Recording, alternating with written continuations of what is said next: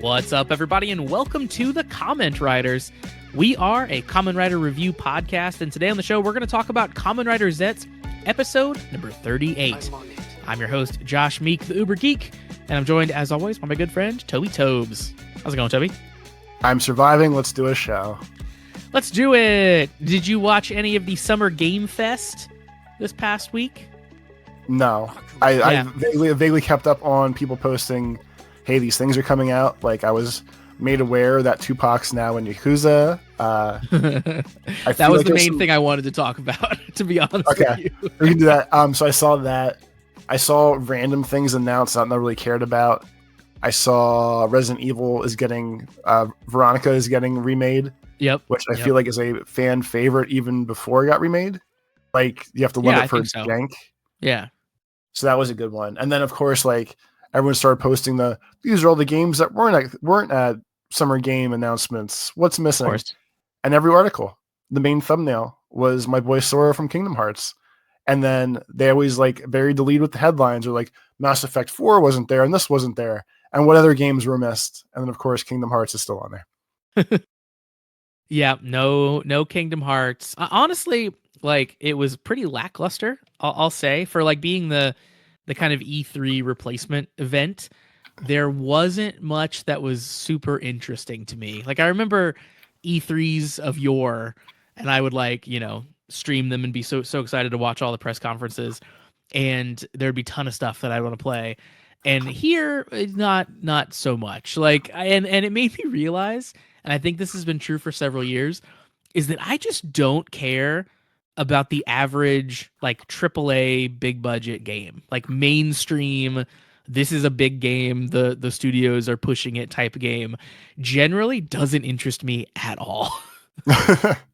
I don't know if that's just like getting older or just like taste refining or something, but like back in the day, I feel like I played like pretty much every game that was coming out.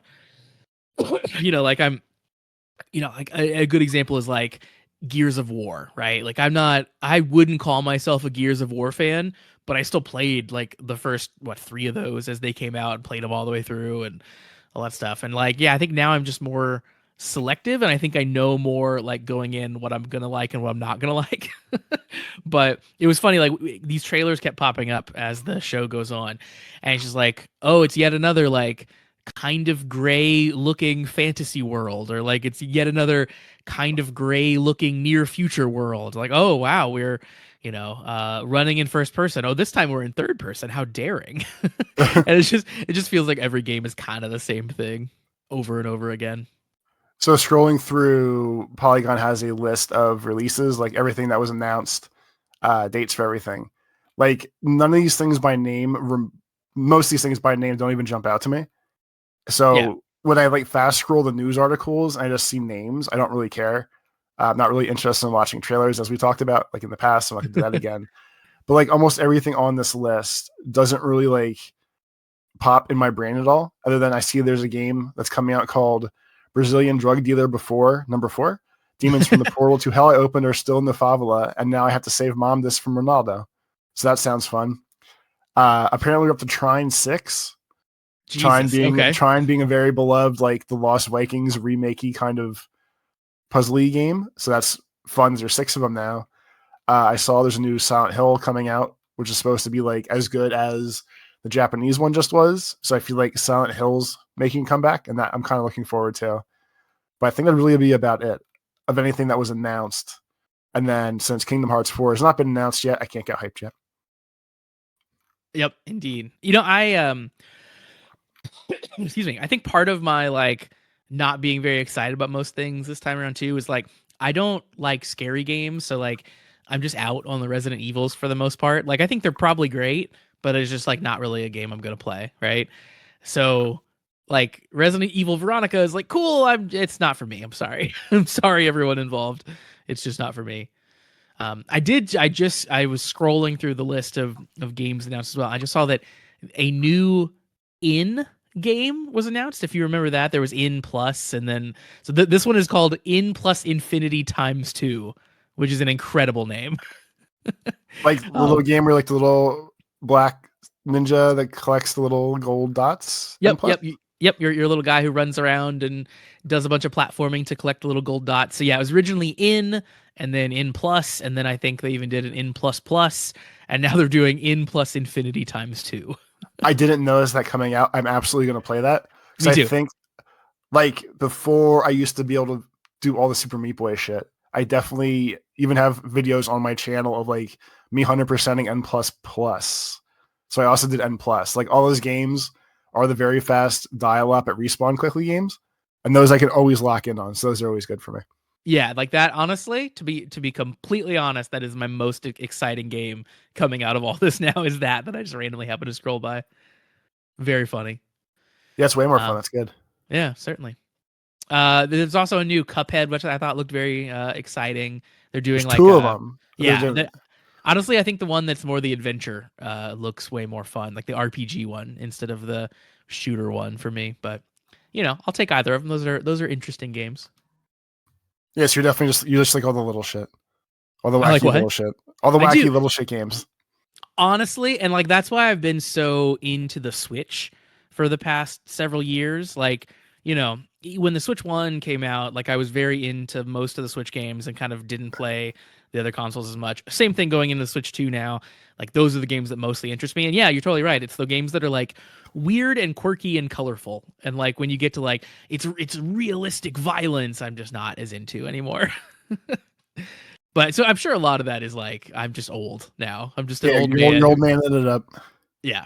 But I also saw, speaking of video games, 2XKO, the fighting game, is adding a roguelike mode that comes out tomorrow. So it'll actually be out by the time this podcast is out. So I'm really excited to give that a shot because obviously I love roguelikes and fighting games are good. So that seems like a really fun combination. Like you're like adding abilities to your fighter and stuff as you go through the floors. Your little wheelhouse is evolving of games to play. It really is. It's like my favorite tastes are coming together. It's like I discovered peanut butter and jelly for the first time. How exciting! Speaking of peanut butter and jelly, they go together like Nox and Baku. I lost myself in the middle of that transition, I guess. But let's talk about Kamen Rider, Toby. That's what we're here to do. That's what our jobs are. That's what the people pay us the big bucks for. Exactly. We're talking this week about episode 37 of Kamen Rider Zeztz, and of course, we are still in the middle of Code Somnia in the show here, and we open up where we've gotten Nox out of his mind control last episode. He was completely under the control of Code, and we've rescued him now, and we pick up from that exact moment. But unfortunately, we find out that Nox has no intention of coming back and helping them and returning to his human life. He's basically going to sacrifice himself to take down Code, is what he says. So I would say, like, to your statement, he is trying to help them. He just wants to go full nuclear mode. But yes, the rest is true. Yeah, but he's not gonna like go along with their plans, I guess, is what I'm trying to say. Like he's got his own agenda. He's gonna go do it his way, and he's gonna go the nuclear approach. Exactly. Yeah. So he runs off to go do that, and obviously we catch up to him later. But then we get a little bit of a saga from our friend Five. So Five meets his merry end, it seems, in this episode. Very briefly to catch up on the Five story. So Five recently had sided with Zero in the dream and kind of let Zero go on to help Baku and to help Zeztz. And now Five, this episode, wakes up in the real world, and Three is questioning him, like, why didn't you follow my orders? So Five kind of tells him, like, well, I was following Zero's orders, and are you doing the right thing? Like, are you He's sure? the real commander. He's still the boss. Yeah, exactly. He says basically that. Three tells him to leave. You must be tired. You should go take a rest.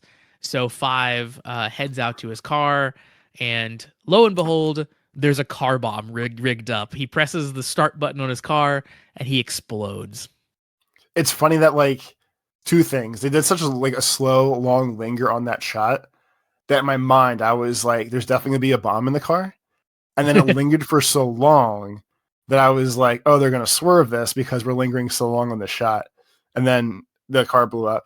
And it's funny on the other side of it because I feel like in media, I don't remember seeing car bombs recently. when you have like a push to start car. Yeah. Like I feel like in most movies and stuff, it was always still like the 2010s or like the 2000s or whatever, where it's almost always like a keyed ignition that usually triggers the bombs. And it was just like extra absurd to me that it was just like the silly little, Just like the same way my car starts, but just funny that like I guess that's how it works now. You press your little start button, shit pops off. Yep, that's true. Because you also would have the drama in old movies and stuff of like the car's not quite starting, so you'd have the scene where you cut back and forth from the guy trying to start the car and then the bomb underneath, and you're like, "Oh my god, please don't start!" And then it finally will connect and like the car explodes. So yeah, you lose some drama in the button push, the car just starts right away world. And the other thing I thought about this scene too, then afterwards, especially since we're getting like a full like loop of everyone actually getting like murdered. I do kind of feel like there's gonna be one more reset all the way at the end of this where no one's gonna be dead. Like Dude, I feel it like kind too of many feels that way. Yeah. like too many people have actually died at this point, where it feels like at some point we can just wipe away all this horrible dream, and then a bunch of people will just be okay. And like I didn't so much think about it after like 4 got murdered and stuff. I didn't. I guess that was just like one death, and that seems like it happens sometimes. But we're doing so many people actually like dying, and like Nox saying, I'm gonna go live in the darkness to handle all these things. Okay. The lady seems like she's dying. Like, I feel that we're gonna get way more like rebirths at the end of this versus like in Gottshard. I would have swore that all the Abyssal Sisters were gonna come back, but only like the main one did for a little. But I feel like this is gonna go farther than that, and like none of these deaths are going to matter at the end. Yeah, I think last week I wouldn't have agreed with you on that, but this week, I mean, literally, we're talking about 2 different deaths in this one episode. So, yeah, I think I agree now that like it feels like they're coming in so hot and heavy with these kills now that just like you're gonna just run out of characters at some point. You need to bring people back to finish the show out. I don't know, but it Or seems crazy. yeah, or I guess that's the, or is that, or maybe that's like the actual ending when there's no one else around to even be part of code. Then Baku can obviously run his own code the way he wants to, with no outside side interference from these people. Yeah, totally. You know, I saw some speculation online. I'm just like, oh, I didn't see a body, so I think he's still alive. You know, he's gonna come back. And it's like, they do the whole scene where like he looks at a picture of his father because we found out, previously that like his dad had died, and he's like, he gets his little like sentimental moment, and then they show the ring falling off and clattering on the ground, which, as far as I'm concerned, in this show is akin to someone getting their shoes knocked off after they get hit by a car. It means they're dead. It's just confirmation that the death has happened. Yeah, I think in the kids show or the young adult show where they're not really trying to show murder, like people getting power bombed and melted into the seats and on fire and shit. Yeah, I'm pretty sure that like dropping the rings is effectively like there's no body here, the ring's on the ground now, kind of thing. Yeah. But all that being said, like I do think he 100% legitimately died. I think that's what they were conveying. But I do think there's like a real possibility that they do dream shenanigans again in some way, or some sort of reset shenanigans that brings him back. I wouldn't be shocked if that happened. Now, it certainly is harder because obviously like that's like confirmed to be in the real world, right? Like we see him wake up and we see him talking to 3 in the real world. So they're gonna have to like really explain their way around that if they bring him back. But again, like they've done crazier things in the past, so wouldn't shock me. Yeah. And then yeah, you mentioned the lady also in a bit of dire straits here. We get to see her next, and she continues to argue with the Phantom, which is really what the main thing she's doing right now off to her own. And the Phantom continues to impersonate Nim, and just really antagonize the crap out of her. Just keeps driving her nuts. Yep. At some point, Nox shows up and kind of threatens the Phantom and kind of pushes her back. And Nox tells the lady when they're discussing that she doesn't have much time. She's going to be drawn into the dream world. And the lady says, like, I'll do whatever it takes when that time comes. And then he kind of scolds her and he's like, so you're just basically Sieg then? Like, that's what he would say. I thought that was good. That was definitely good. I still feel like they're also kind of playing loose enough with her character that maybe there is a chance that she goes on the right side of things at the end. Like it's still hard to tell because I mean she was still like a main part of a lot of the bad stuff in the beginning, but I feel like they're giving her just enough of an out where she could be a good person by the end, or at least Yeah. like an okay person as Nem's mom, no longer tormented by nightmares kind of deal. Yeah, I think this is her redemption arc. Like I think giving her an adversary like gives you the ability to root for her, gives her the ability to like, as a character trait show that she can overcome something. Like I think it's all on the up for her as far as that goes. I think she'll end the show being on the right side of things for in some way or another. Certainly doing right by Nem or swooping in at the last minute to help them do something or something like that. I think she'll turn good. She'll break good at the end. Yeah, because I mean, like no matter what, like her and Knox's whole main story was just we hate code more than anything else. Yeah. So I guess like to some point or like some final step of this, as long as code is gone, I feel like they're a part of the evil that was always in the beginning is no longer necessary. So I guess in theory that could stop them from having to do more bad things. But another one of those, the show's coming close to the end. We'll just have to wait and see kind of deal. Indeed. She also, she has thrown some verbal barbs at Nox in the past. But this time she actually defends Nox when he is in his subconscious. He's passed out in her little area. Phantom comes back and basically is like, "This guy sucks, right?" And she's like, "No, no, no, you're underestimating him. He's actually good at this." So I thought that was cute that she like has nice things to say about Nox when he's not listening. So still her buddy. Yeah, Or for still better yeah. or worse. And then we get some more figuring out, I guess, of what Baku and Fujimi and Nazca are doing. They, of course, are trying to deal with Nox, who ran off, and Baku says that he'll be in his subconscious. That's where they're headed, and Baku just kind of hops out of the car that they're in to run to his subconscious. So again, we're playing a little fast and loose with all the dream world logic because now we know in Code Somnia everyone's dreams are connected, but apparently their subconsciouses are like geographically located as well, and you could just wander in to Nox's subconscious, I guess. I guess if the person's by you, I guess their subconscious would also be by you. I don't know. But yeah, like that part I was a little hazy on. We're like, oh, the world's kind of cloudy, and then Baku's like, I'm just gonna run down the block real quick and see my friend end his nightmare. He literally piles out of the car and just starts running, and you're like, where is he going? And then like the next thing you see is he's like, we're in the subconscious, but it's different than last time I was here. It's like, what? What do you mean? Yeah, so that was very funny. Like obviously they needed to do that for the story, but it was a bit like, okay, yeah, you're asking me to believe a lot of things all at once here, but sure, we'll go with it. I also thought we got some of the worst CG we've seen in a while when they were driving in the car. I don't know if you Oh yeah, noticed that. I did because like it definitely seemed that they were. It was something with how the lady, cop lady's name who's escaping me. It was something with like her face. Yeah, that's what I thought it was. It was something with her specifically where she looked way differently lit than like the Yeah. ground and the trees they were driving past. And then I realized like they're absolutely just sitting in a green screen car at this point.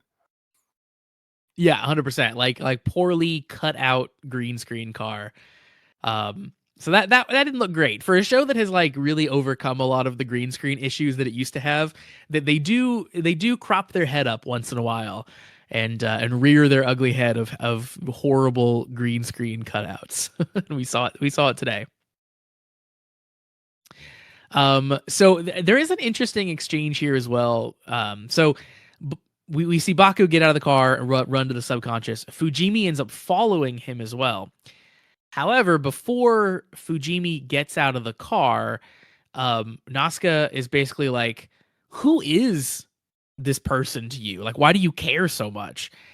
And his explanation is, Well, we had a bet on whether nightmares were real or not, and I can't let him die until that bet gets paid, basically. And it was funny because in a show that keeps referring or like showing a family or family adjacent ties, I was absolutely waiting for Nox and Fujimi to have a talk of like they're actually brothers or it's his uncle or like some sort of actual family tie between them. Mhm. And the fact that it didn't happen this episode tells me that it probably won't.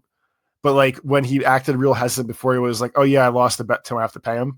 I really expected that some sort of like insane drop of he's my kid. Yeah. He went off on his own path. Like I need to make sure he's okay, kind of thing. Yeah, it's interesting to hear your take on that because I 1,000% had the same thought of just like that question and the way that he seemingly dodged it by bringing up the bet, um, really made me think like, oh, you're related to this person, or you have some kind of relationship with them that you have not let on to the rest of the group yet. And yeah, they don't reveal it here, but I'm not 100% convinced that we're not going to find anything else out. I don't know. It all just seemed a little too meaningful this episode because later when Fujimi, gets to do his speech to Nox, it was really like the first time they've given them an emotional moment together. We talked about that on a previous episode of like these two guys were supposed to have this really strong bond, this big history from when they were both police officers, and we just like weren't getting that feeling from either person, from either character, and they kind of just sort of are like ships in the night when they do cross. But this was really the first time where they have let them have like a moment together, and I thought it worked really well. I think Fujimi did a great job, and you get to like see Nox's face turn as Fujimi is talking. Um, but it wouldn't shock me if they didn't go further with that now in the next episode or two, and tell us more about the history between these two guys. Yeah, like it's very late to start it now, but I guess in the world where like everyone knows who each other is and there's no weird drama like the first loop that they all went through, I feel like we could probably start their little brotherly siblingly story now still, and it could be okay, or like it Yeah. could be like a good ending-ish story for what those two are doing, kind of thing. But it didn't really seem like it was this was the path we were going down until this week, at least, with his Yeah, weird hesitations of conversations. yeah, it's brand new, and no one has questioned Fujimi before on like why he wants to save Nox. Like it's always just been like, oh yeah, we get it. But like this was the first time where they've gone out of their way to have a character be like, but why? So yeah, that feels significant, but we'll see if anything else comes of that. I really liked how they handle so Nox, Fujimi does his speech, and then Nox is kind of like, well, how is he this principled still? Like I don't get Why are it. you the way that you are? And this is where Fujimi finds out that, basically he's under a mind control because Nox kind of says, man, he's even, under code Somnia and he's still like this. And Baku's basically is like, yeah, they can control your thoughts and your dreams and whatever, but they can't control your soul. Like he's still the same person, like deep down. He's still his So goofy self. exactly. So that's the big thing that turns Nox around, that he's gonna, essentially help them. And he's been dealing with his shadow nightmare this whole time, like going into his subconscious to defeat his nightmare so that he can get powered up. And this is, I guess, the last push that he needs. He goes to the nightmare, punches through him, and causes a big blackout for the whole city. Um, and he's got light in his new capsum that he has. I thought his whole sales pitch this episode of I'm gonna live with the darkness because I can still shine a light, blah blah. I thought was all very good. Reminds me of the possible star of Kingdom Hearts 4, Riku, and his whole quest of he took on the darkness but still had to learn how to live past it to help his friends. So we're still not getting away from the Toby compares everything to Kingdom Hearts dilemma. But I think like Nox's turn was very cool this episode of he dealt with all this shit, got a new, way cooler looking suit and power out of it.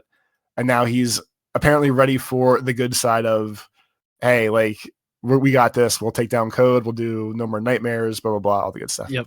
Yeah, he's gonna use his darkness to shine a light. I liked all that as well. That was very good. Um, And yeah, as you said, he's able to henshin into his upgraded form, Midnight Shadow. So it's a very like striking suit, with like stripes of different color on it that are like white and blue on the kind of black base of the suit, and I think it looks amazing. Oh What yes, are your so thoughts? no, it's probably like the best suit in the show at this point. Yeah, It's I like was thinking that as so well. bright. It's like so bright and snappy and cool, hard lines everywhere. And I absolutely think it's like one of the best at this point, if not the best. And I like the hurricane tornadoes, midnight shadow swirls coming into him before he henshins or like fully Mhm. transforms. I just think it all looked very cool. Not Yeah, Nox is the new number one. 100%. Yeah, I was debating like I think he firmly became the best looking writer in the series, and while I was watching it I was debating like is this the coolest looking writer in like several years of Kamen Rider? Like maybe so. I think he's really cool looking. Like all the lines like spiral into the driver on his chest. Like it is even more than Zeztz or any of the other forms we've seen.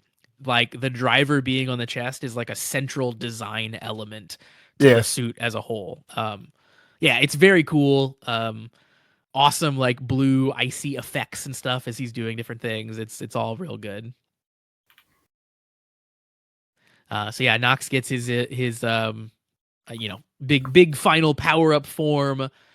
It is very cool, big upgrade from his previous look, and he gets to he gets to show off a little bit here, because 3 shows up as well, and 3 is ready to kill Fujimi.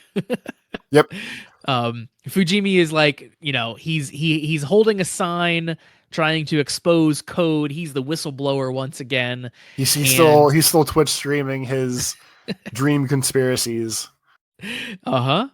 And of course, what better way to confirm someone's conspiracy theories than for the organization that he's talking about to show up and try to kill him, you know? I mean, yeah, basically, Code it's like if I die, this is why. Yep. You know, I'm telling the truth. Code could have just like sat silent and never and everyone would just assume this guy's crazy, but no, now it's going to be front page news maybe. I don't know. Um but 3 shows up, tries to kill Fujimi, but Nox shows up in his new Midnight Shadow form to save the day. And we get a little fight between Nox and 3, and yeah, he can do cool stuff. He can like go into the ground and like become a weird shadow person, and he brings them into a universe of darkness, which was very cool looking.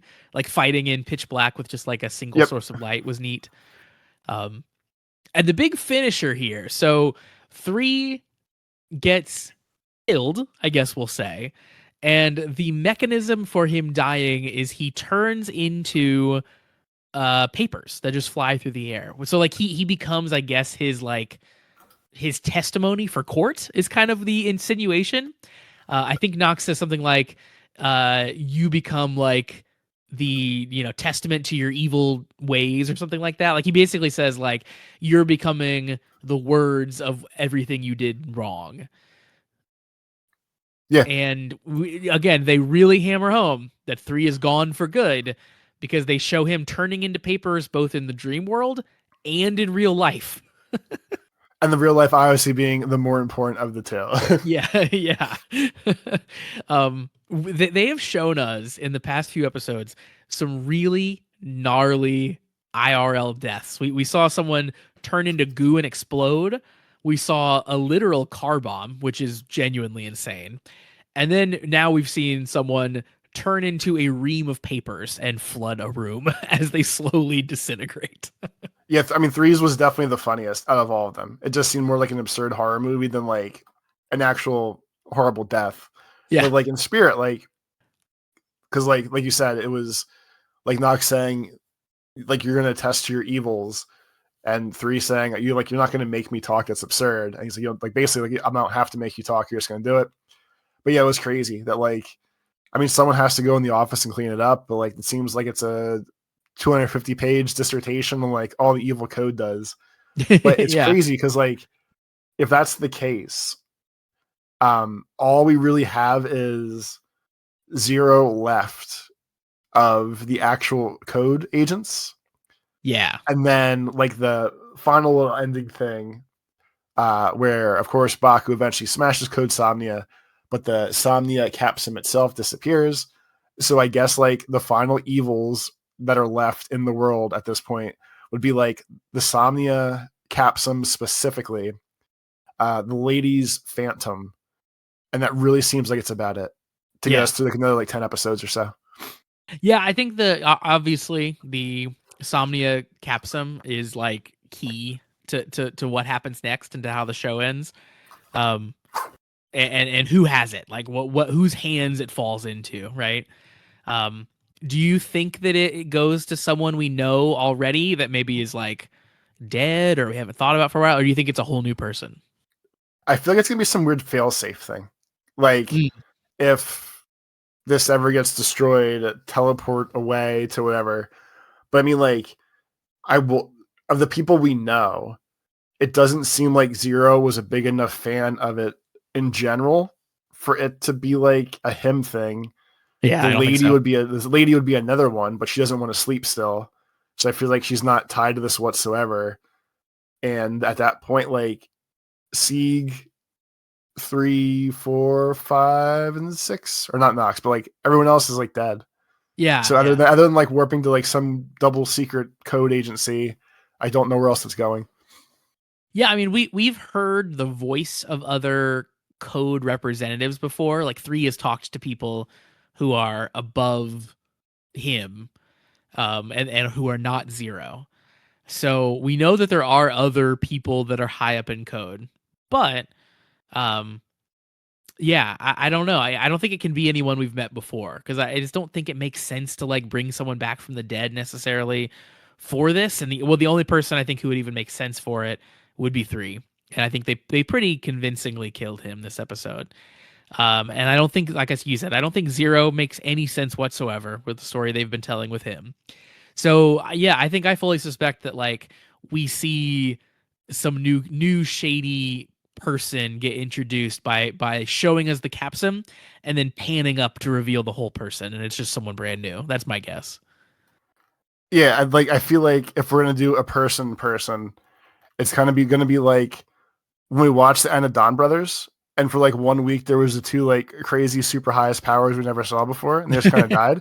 Uh-huh. Like I feel like at best, worst, whatever phrase you want to tie to it, in your opinion, I feel like that's the only way you have an actual physical form of something to fight for the end, is if we're just going to either A, make someone up out of nowhere, or B, I guess just like the capsum's sentient and just goes in its own little like super terminal somewhere to Mhm.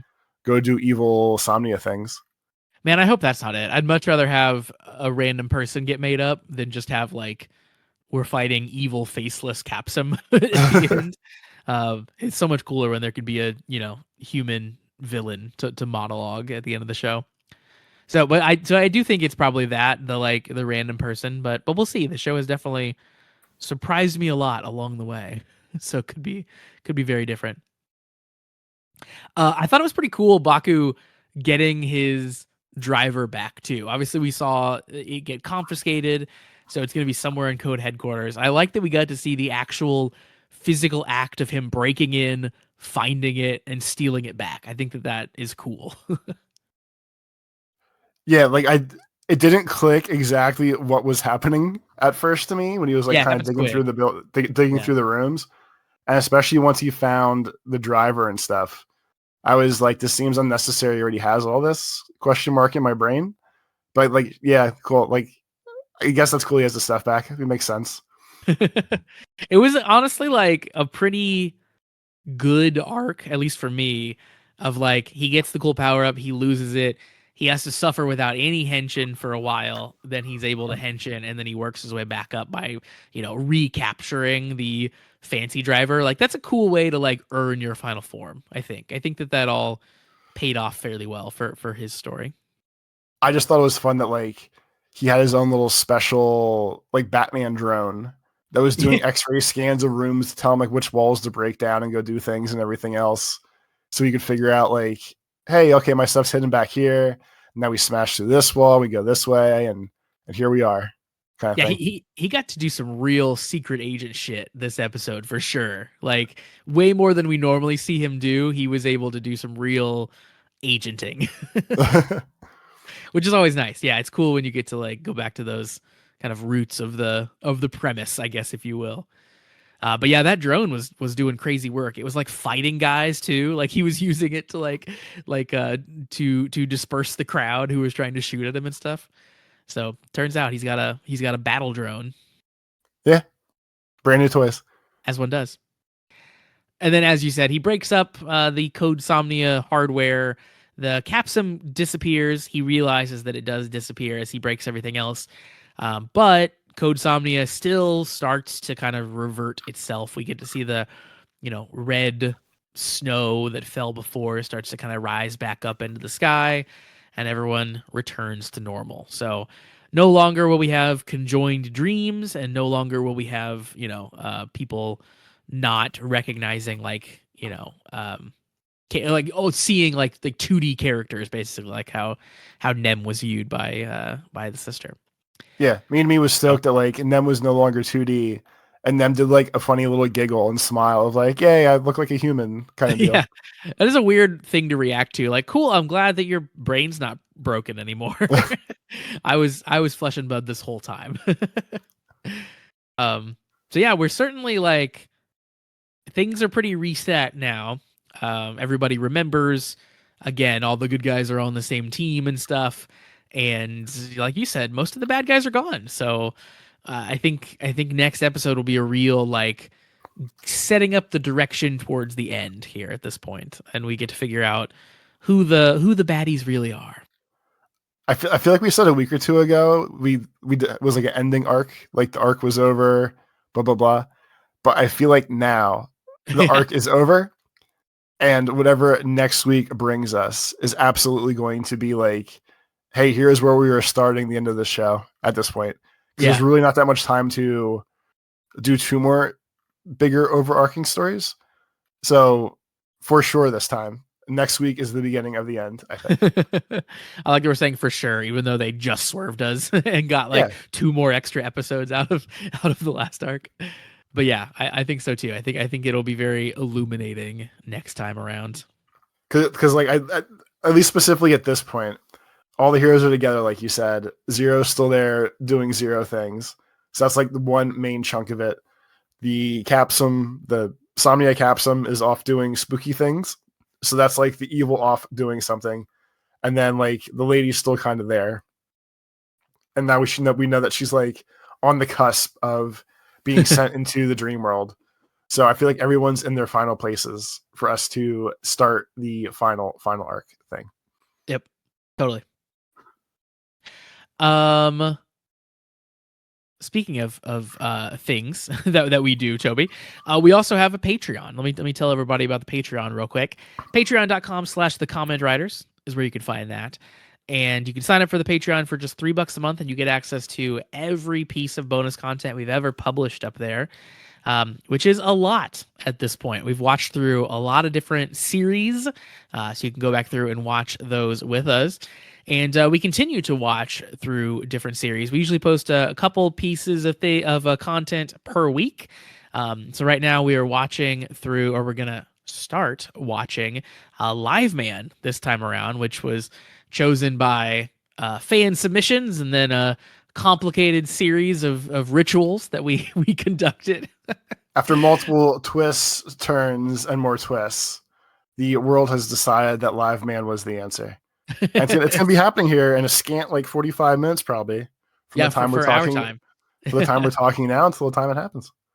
So yeah, Live Man, we are starting. We're also watching through Gavan Infinity. So if either of those things interest you, you can tune into the Patreon and follow along each week with us as we work through those shows. You also get access to the Discord, which is a super fun place to hang out, talk about all kinds of nerd stuff. And if you're not quite ready to pay the $3 a month, we totally understand, but you can still follow the Patreon for free, and you get access to the first 3 episodes of every series that we watch, including Live Man coming up. So if you want to check it out, see if it's for you, now's the perfect time because you're going to get some Live Man episodes here in the next few weeks. So once again, patreon.com/thecommentwriters is where you can find that. And Toby, speaking of Live Man, that is a good transition into our first email for the week. Our email address is cast@commonwritersucks.com. And our email comes in from Raphael, who is the person who submitted Live Man as an option for Yay. our show. And Raphael sent in an email, Toby, that has no body, only a subject. And the subject is Live Man is one of my top 10 80s Sentai. And I thought, like, okay, that's high praise. And then I thought, wait a minute. There's only 10 years in the 80s. If So you weren't going obviously, to point that out, I was going to. so I fear that we're getting trolled here, Toby. So we're gonna dive in and I'll see if Live Man is number 1 or number 10 in the 80s Sentai. And we're gonna find out together. As long as it beats O's, I think I'm okay with it. That's basically my marker at this point. As long as it beats O's. Yeah. The O's is the bar for sure. I think above that will be good. Toby, our next email comes in from Adebayo. Adebayo says, hello and good morning, Toby and Josh. Hope you guys are doing well. And I just wanted to let you know that once again, I'm passing through with questions. Question number 1. Josh, last week, the next season for Street Fighter 6 was revealed, with the following characters being 3 newcomers. So, Toby, I don't know if you've seen this news, but the newcomers coming to season 4 of Street Fighter 6, year 4 of Street Fighter 6, are Yasmin, Arjun, Bosch, and Tifa Lockhart. So obviously, Tifa Lockhart is from Final Fantasy VII. Here's my little point of shame. I'm not a big Final Fantasy guy, so Tifa might be fun, but I'm gonna be approaching her like strictly from a gameplay perspective. Like I'm not gonna have any of the like, awesome, it's Tifa, I'm so excited stuff that most people are having. But I will say, a lot of people are really stoked that she's coming to Street Fighter, so I'm happy for them. How many of those people want sick boob tech on the hot Final Fantasy girl? I'm sure that's probably part of it for a lot of things, but the sick boob tech is already in Street Fighter, so I'm not really going to blame. They need to roll it over into another fan favorite. Yeah, I think that's what they're doing. They're like, they needed the next Mai. So they brought in Tifa for that exact thing. Yeah, I'm sure that is a big chunk of a lot of the excitement that people have. People do some really, really gross PC modded costumes for these characters. By the way, doesn't surprise me. There was a tournament not too long ago, an online tournament where people were streaming like their viewpoint of the game, and the guy, I guess, maybe had forgotten that he had a nude mod on for Chun-Li. And then all of a sudden a Chun-Li matchup started and she's just completely naked on stream. Amazing. I was like, Jesus Christ, people. Like, what are we doing here? So I'm sure there will be plenty of nude mods for Tifa. The other characters, so Yasmin is a young woman who has like kind of purple hair. She looks really cool. She has a very cool look about her. And she fights with curved knives, which is pretty cool. Like, you don't see a lot of weapon-based characters in Street Fighter, so she actually comes strapped, I guess.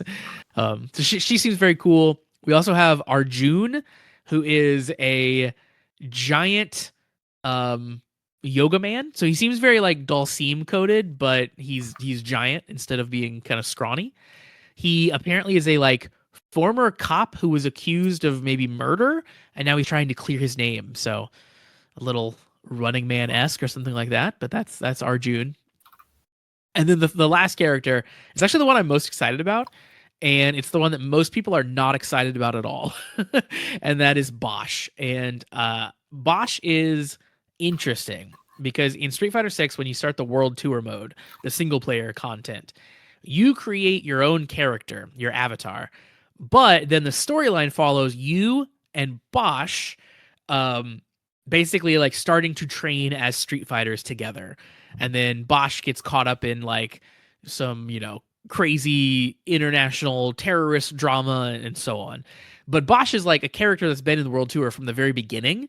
So you spend a lot of time with him in the game and you're tracking him down for a good chunk of the game.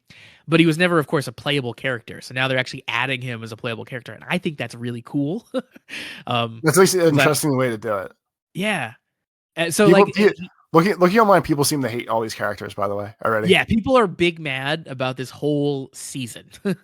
I think people are excited about Tifa, but there's a couple reasons why people are pretty mad. So one, this is like aside from Tifa, who is a new character to Street Fighter, these are all new characters. Like none of these characters were in any Street Fighter games before. So people were really wanting some returning characters again. People had been really hoping that like Vega was one of them. That was kind of the rumor going in. So I think a lot of people who wanted those characters and didn't get them are mad for that reason. And then the other big thing they announced with this season pass is that they aren't adding these new characters to World Tour mode anymore. So before, when new characters would come out, they would put them in World Tour. You could go meet them and talk to them, and you could go through a bunch of dialogue options as you build your bond with them, and you could learn their moves. And they oftentimes would send you on special missions and stuff. So like they added a bunch of like single player content for every single character, and they're not doing that anymore. So you're getting way less content, but you're paying the same for it. And supposedly there's no stages in this character pack as well, which is also kind of crazy. So like less content for the same amount of money has people upset, which I totally get. But yeah, people are also mad that they're not getting returning characters and we're just getting new characters, which I don't care as much about. So anyway, that's a lot about the Street Fighter characters, but Adebayo's question was which of the characters I'm the most excited for, and Bosch is definitely the answer there. I think he's cool. I'm excited to play as him. I think Yasmin also will be a big fan favorite once she comes out. I think people will be really, really excited about her from her like design and stuff.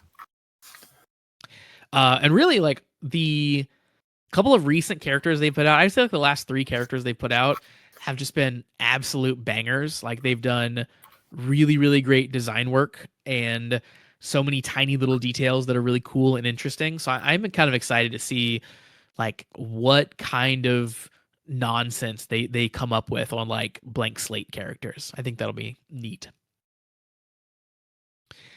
Adebayo goes on and says, question number 2. As you know, we live in a world where just about everything and everybody has been crossed over with each other. But I'm curious, is there a crossover that you're surprised hasn't happened, or is there nothing left to surprise you in the world of crossovers? That feels too open-ended for me to have a very specific answer right now. But I'm sure there are tons of things where when the crossover would happen, I would go, why is this even a thing? And I can't think of, I feel like there's been one recently where I've said that to myself and I can't think of what it is, but unfortunately I do not have a good answer for this because I feel like anything involving money at this point, anything is crossoverable for everyone. Yeah. It doesn't feel novel anymore. So I think I am crossovered out at this point. Not that I'm like completely against crossovers. I think they're still fun. For example, recently they put out some Teenage Mutant Ninja Turtle toys that were Godzilla crossovers. So it was like part Godzilla, part turtle action figures. They were really cool. And again, like 2 things that I like coming together. It was fun. I enjoy all of those. I own a couple of them.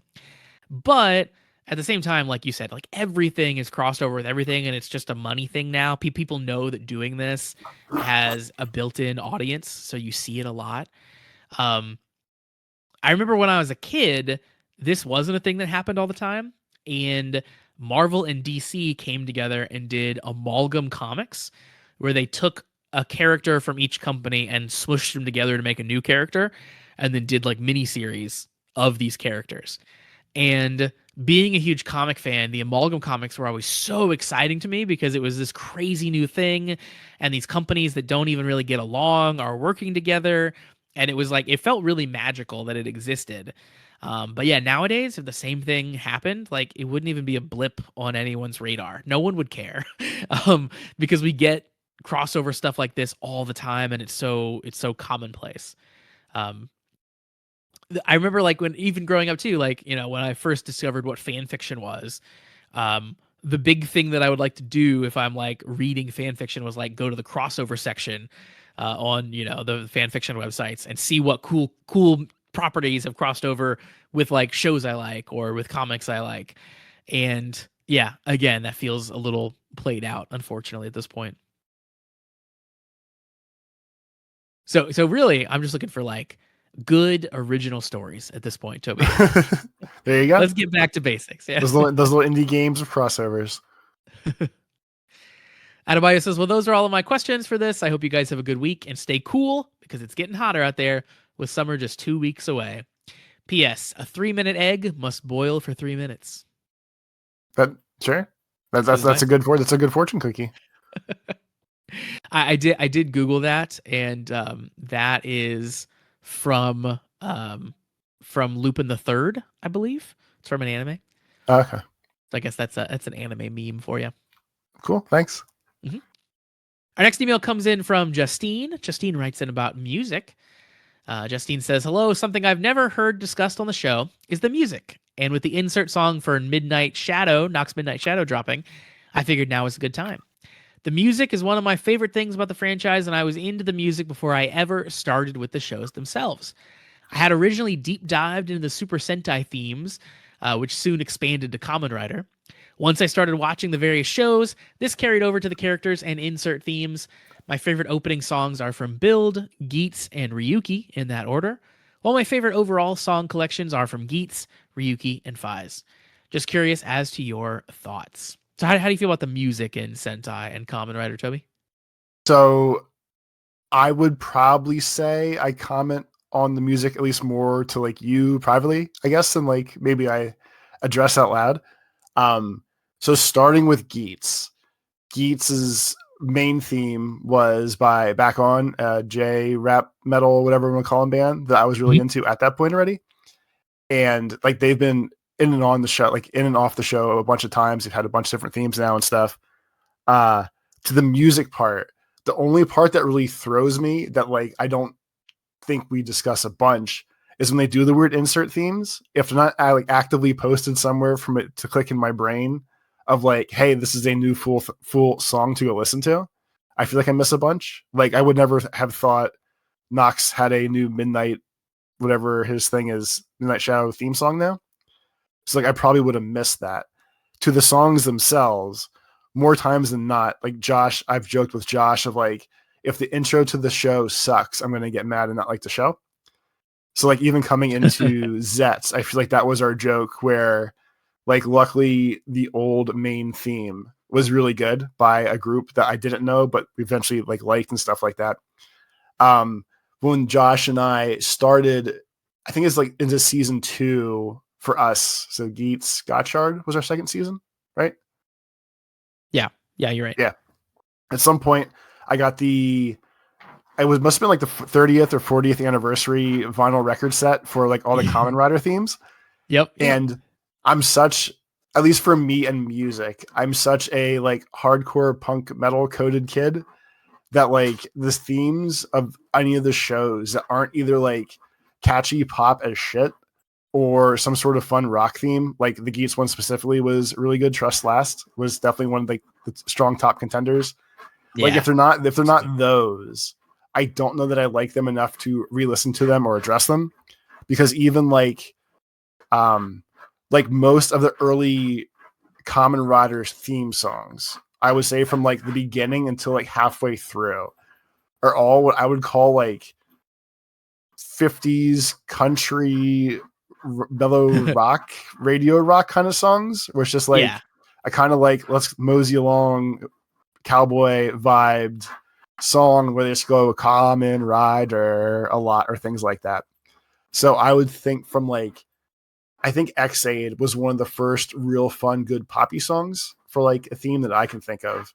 Yeah. And from there, it's been like a ranging range of decent to good to whatever. But like, I think even like the Goes Yuger song was awesome. Boom Boom Jers was pretty good.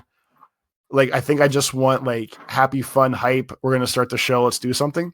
Or anything that's hardcore, punk metal, new metal rap, whatever, would automatically like be in my wheelhouse of music I enjoy. Yeah. 100% agree. I think we've been eating real well as far as music goes recently. in Kamen Rider. Like you said, like kind of X8 on have all been notable at a minimum, like mostly very good. Um, Ekisite is one of my favorite songs. Like the X8 song is so freaking good. Like people might not know if they're not on Patreon, but when we watch that show, I'm like singing along with that every time it comes on.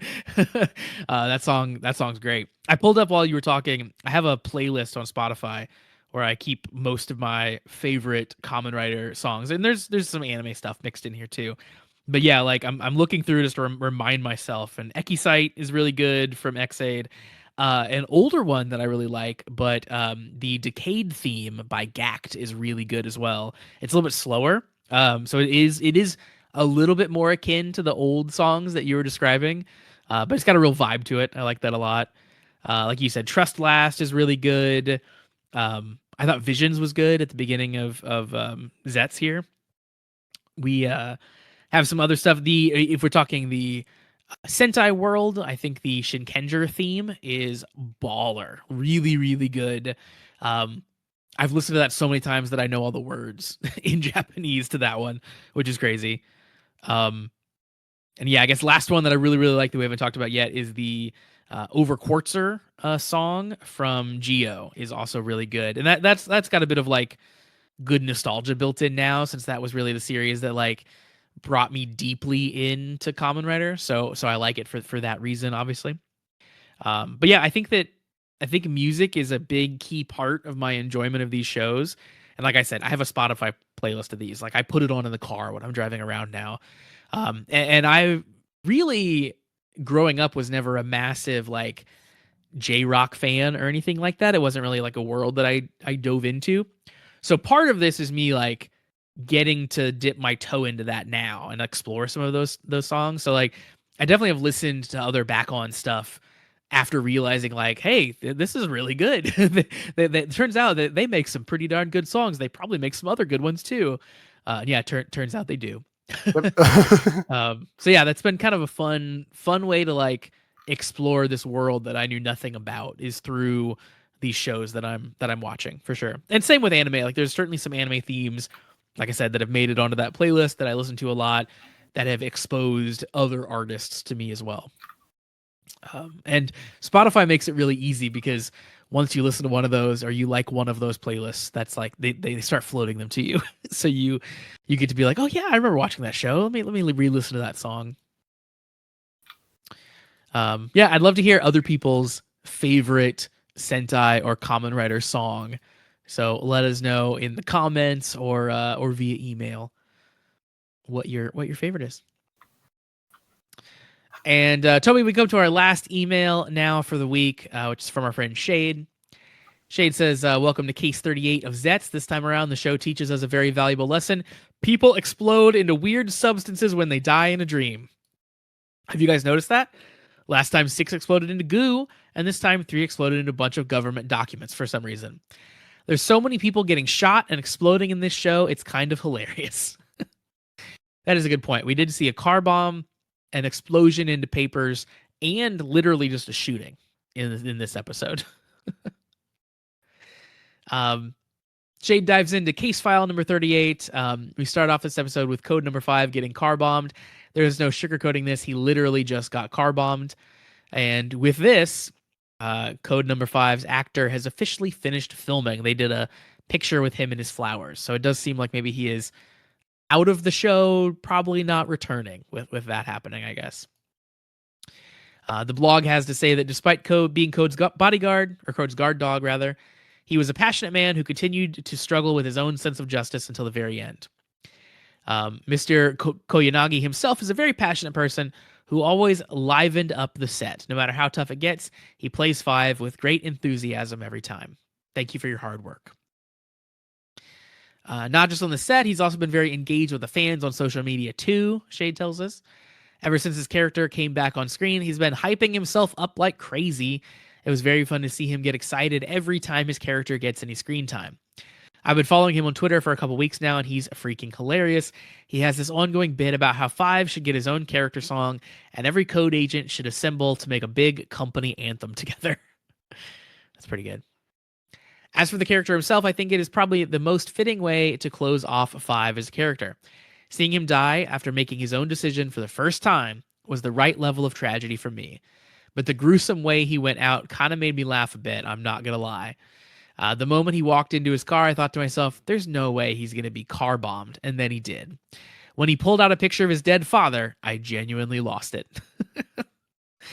Yeah, that was really the nail in the metaphorical coffin, if you will. Is like he starts reminiscing about his dead dad. You're like, oh yeah, this guy's dying for sure. Next up, we get to see Nox battle his inner demons again. Nox confronts the Shadow Nightmare for the second time, but this time it has grown into the Midnight Shadow Nightmare. You guys might be wondering, why is Nox fighting Shadow again? Didn't they kill this nightmare and release Nox from his coma already? Well, yes, they have. Sieg killed Nox's Shadow Nightmare already. They didn't explicitly explain it in the show, but I'm guessing that the Phantom Nightmare briefly put Nox back in a coma, and that's why he has to fight Midnight Shadow this time.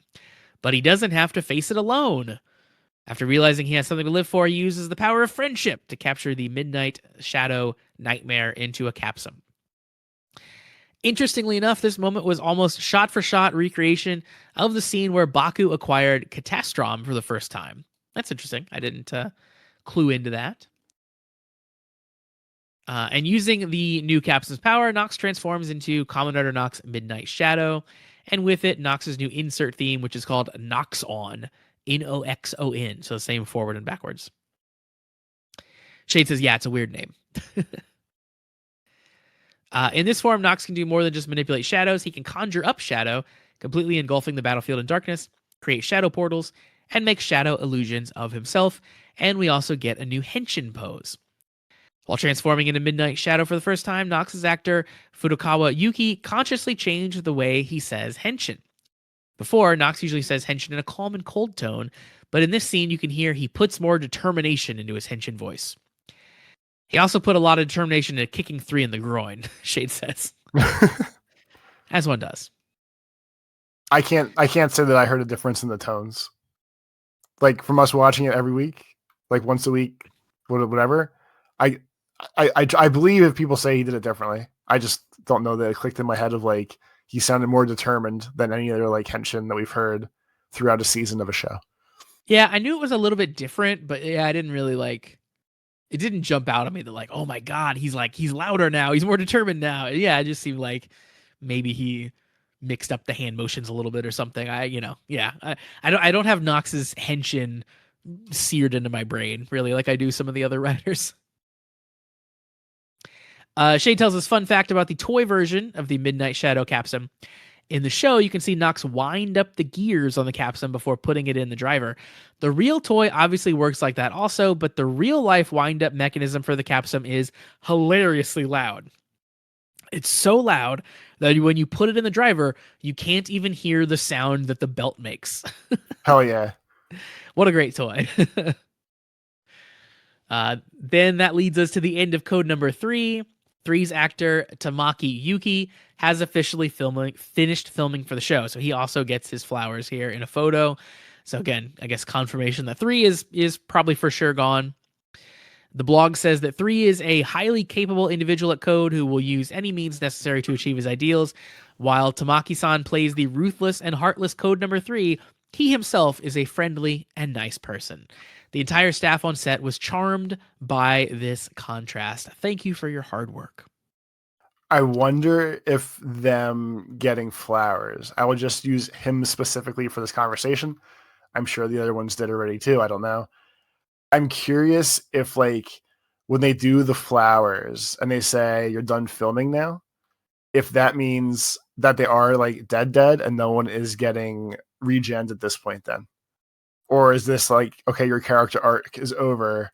By the way, stay on staff because on episode 46, we're going to shoot you back in a flashback real quick kind of deal. Yeah, so I think probably 2 things. So one, like we know that they film way in advance, right? So like they could be posting these flower photos at any time. Also because true. obviously this is all happened a long time ago. So they could, if they wanted to, really swerve us with these flower photos, post them now, even knowing, yeah, we filmed like 10 more episodes with this guy. Like if they wanted to really, really mess with people, they could easily do that and just post the photos at the time they want you to think they're really gone. But I don't think that they've ever done that leading up to now. I think most of the time when you see the flower photo, it's an actual honest, this person's done, thank you, they were great type moment. So, I guess that's a reason to continue to believe that. Well, if that's the case, then I'll assume no one's getting regen at the end of the year. Yeah, I So think then everybody's. yeah, okay. Well, then so everyone's dead. I'm gonna withdraw my assumption that someone's coming back, and we'll go from there. Fair enough. Um, Neither the show or the blog explains why he turned into classified code documents. Shade says also, side note, because 3 is dead now, so I may not have the chance to bring this up again. Since all the agents of code have been dropping like flies, suddenly I've been getting a couple people saying along the lines of, why didn't 3 brainwash his agents instead of killing them? Is he stupid? And I agree, it's quite dumb of him not to do that, but at the same time, I can see how it could be in character for him to do that. 3's whole character is that he's a control freak who desires power. So I guess you can justify that he killed 5 and 6 because they betrayed him or something. I don't know. Maybe I'm overthinking this. Anyway, while all this happened, Baku had a nice walk into Code with his badass drone, took back his ex-Dream driver, and tried to destroy Code Somnia. But someone else was faster than him. The effects of Code Somnia's brainwashing is gone, but the dream world remains connected. Okay, I didn't realize that was what they were insinuating to us. So I guess the capsum disappearing means that all the dream worlds are all still the same, which is probably pretty convenient for the ending of the show. Definitely convenient for the end of the show. Yeah. Shade says, not gonna lie, I wasn't expecting the fight against Code to be just a 4-episode long arc, and now that it's over, I think the whole thing is just so. I didn't hate it like some other internet people, but the past 4 episodes have been the weakest part of the series so far for me, which is a bit of a shame because you'd expect that taking down 3 and Code would have taken longer and be more exciting than this. 3's death, in my opinion, was quite strange. I may be in the minority here, but I wasn't a fan of how he just died like that. I'd personally prefer if he got arrested and had to answer for his crimes instead of exploding into paper. It feels like a more proper punishment for him than death. Plus, I think 3's actor has been incredible, and I would have loved to see more of him as the villain in the series. So my only counterpoint to that is this is not the type of show where I feel like they would have a 7-minute part of an episode of 3 sitting in front of like Congress or court being like, yeah, I created this evil agency and we were hijacking your memories and your dreams. And by the way, there's this other hero guy that arrested me and I'm admitting that I was trying to hijack everyone's brains, blah, blah, blah. So yeah, I agree. Yeah, we're not gonna get the courtroom drama that you might think that he deserves here. So exploding into papers that are going to be used to be his political downfall after his death, I think that's appropriate enough for me. I will say too, like I am shocked by the fact that like Code getting completely decimated was basically a 4-episode arc here.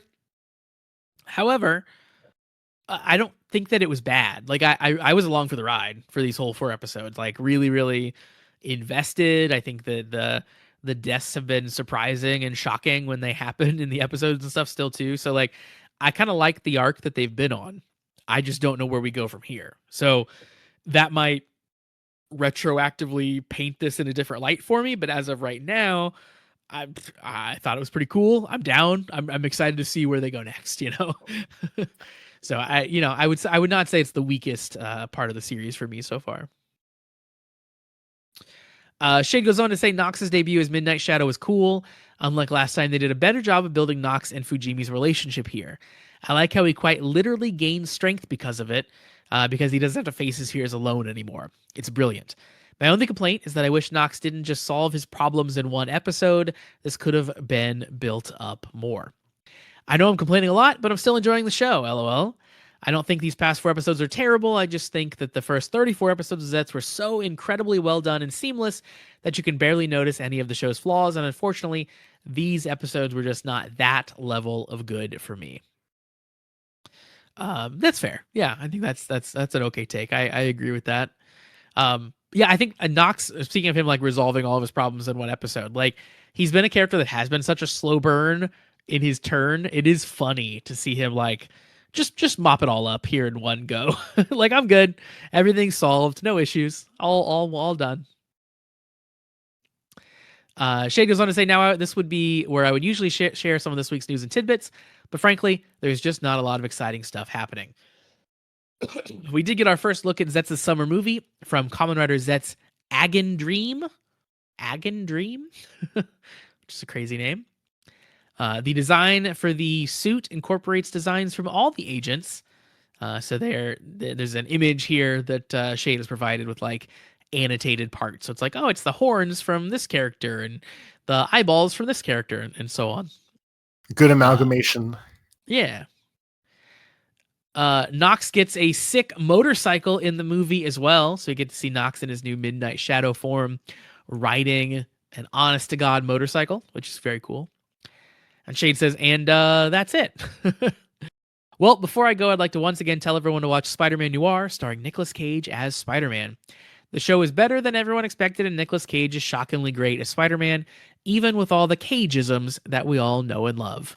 All right, bye-bye, everyone. Toby, how do you feel about Nicolas Cage as an actor? I know that he's a big Cageisms man at this point, so at least he commits to whatever role he's supposed to be doing.